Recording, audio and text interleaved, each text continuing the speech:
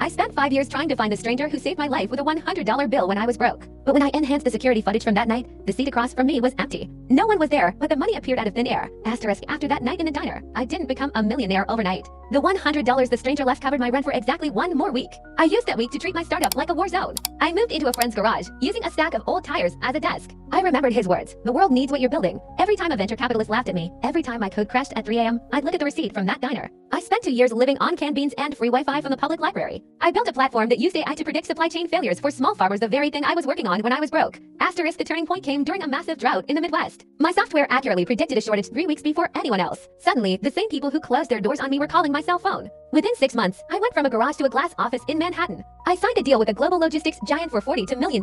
But as the money poured in, the mystery of the stranger grew heavier. I had everything now: the Tesla, the penthouse, the fame, but I didn't have the answer to who gave me that first investment when I was worth nothing. Asterisk, I hired a high-end digital forensics team to clean up the grainy 10-year-old security footage from the diner. I wanted to find a face I could put on a billboard to say thank you. When the enhanced 4K version of the video loaded, the room went silent. The video showed me sitting in the booth. It showed the steam rising from the pancakes. It showed the $100 bill appearing on the table. But the seat across from me remained empty the entire time. No door opened. No shadow moved. Yet, on the audio track, enhanced by AI, you can clearly hear a voice, not an old man's voice, but a voice I recognized from old home movies. Asterisk, it was my father's voice. He had been a struggling farmer who died of exhaustion trying to keep our family afloat. The diner waitress later told me that the old man had left that $100 bill in an emergency fund jar 10 years ago. With a note, "Give this to a dreamer who looks like he's about to quit," I realized my success wasn't just my hard work. It was a 10-year-old gift from a man who knew exactly what it felt like to want to give up. Now I own that diner. I kept it exactly the same. And every night, I pay for the meal of one person who looks like they've reached their darkest hour. Because I know the light is just 60 minutes away.